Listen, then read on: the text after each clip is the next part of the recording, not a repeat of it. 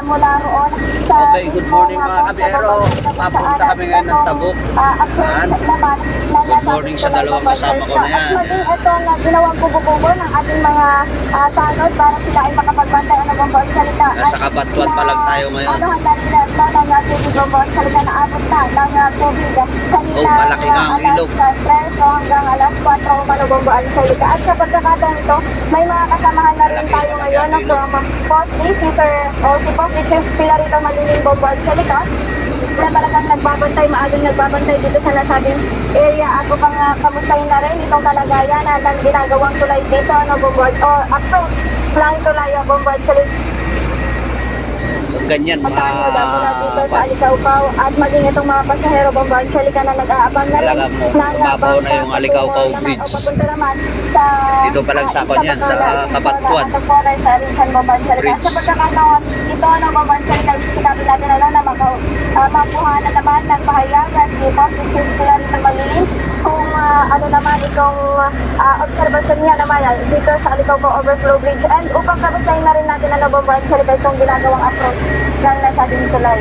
Positive Pilarito Maliling, good morning po sir. Yes po mga good morning. Yes po sir, kanina pa po kayo nagbabantay po dito sa nasabing tulay sir.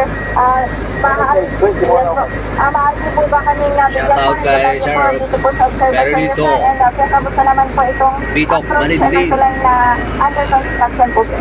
Yes, good morning po sa atin na kababayan sa ating Bomborejo. Pakinggan natin yung pandi Sir Pelerito, Bitok, Maliling. Kanina madaling araw, biglang dumating Deputy ang Posti.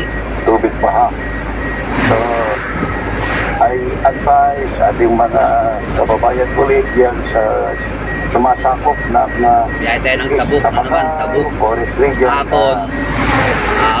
Alicaucao. Then to Cabarugis, Jones. So, close na po. Ngayon naman, We will Tabuk. take Pagilian Tabuk.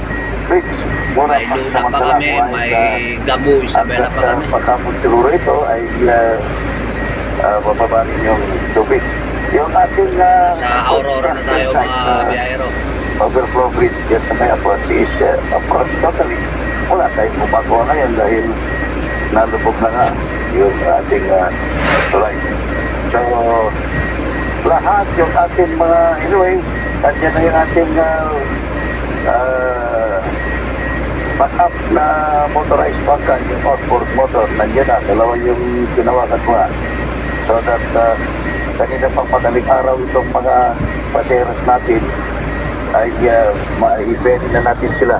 So ang sitwasyon ngayon dito is yung ating mga kababayan na namabasado dyan sa parte ng Alicaucao Overflow Bridge, meron tayong terminal dyan siguro.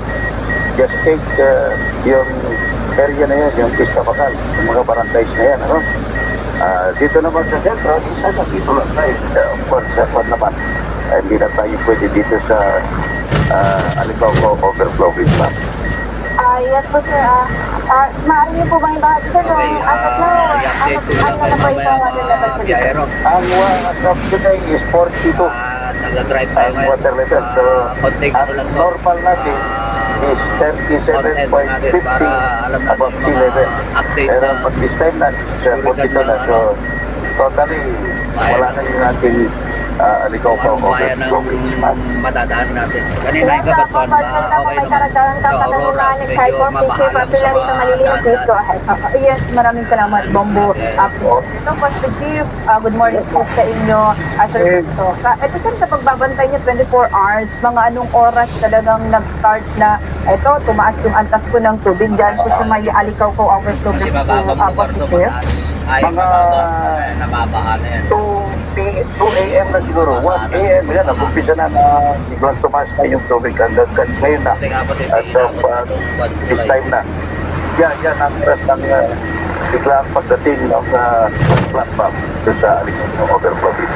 Yes po, Chief, ito talaga kung titignan natin mataas or malaki yung nga pong ilog po diyan. Kumusta? Ito nga pong tawag dito, biyahe naman later on. Ito nga pong mga motorized bangka ho, sir. Parang kung titignan ho natin daw, Good talagang morning sanay sa na po yung mga ating pong mga ingat po tayo, kababayan. mga Pero yung driver. inaalala pa rin ho natin yung safety po, sir, ng mga sasakay po sa motorized